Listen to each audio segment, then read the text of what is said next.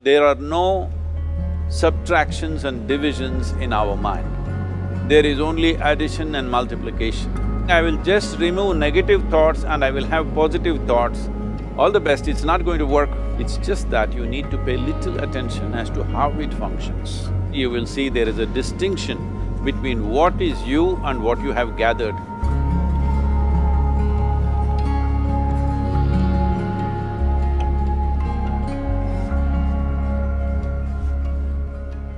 Well, see the way the question is asked and also the way normally it's addressed is, people think there is something called as negative thought and positive thought.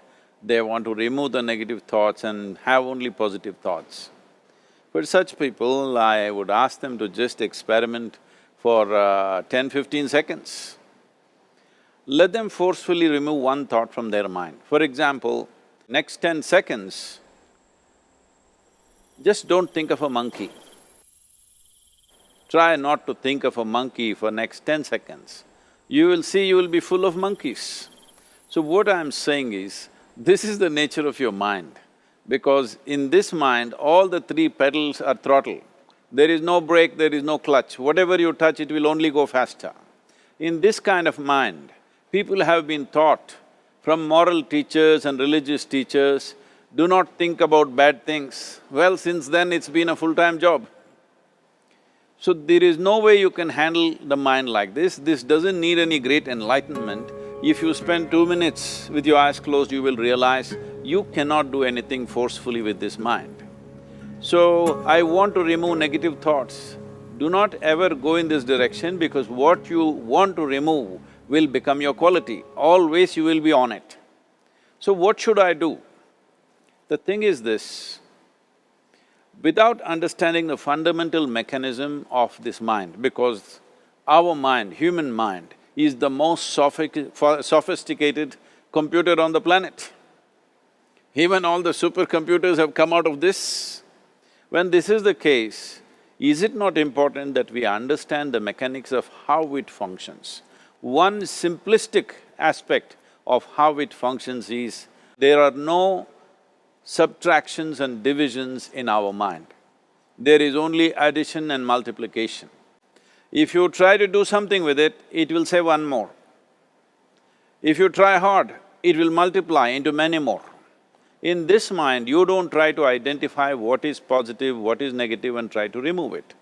First of all, one needs to understand, this mind of yours, this body of yours is supposed to serve you. The life that you are is important. Body and mind are vehicles that must serve us. If you sit in a vehicle, it must go where you want to go. If it goes to its own destination, what is the point of such a vehicle? It's just a nuisance. Right now, most human beings are unfortunately experiencing this fantastic possibility of human mind as a nuisance, as a troublesome thing. Well, this is the most beautiful thing you have. It's just that you need to pay little attention as to how it functions. One simple thing is this. First and foremost process is, that's why we put out this process called Isha Kriya. This is to distance yourself from your physiological and psychological process. There is something called as you which exists.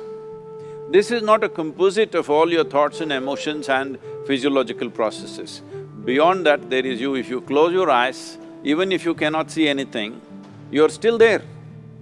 It is through the window of your eyes that you're looking out, but if you close your eyes, it doesn't mean that you don't exist, you still exist.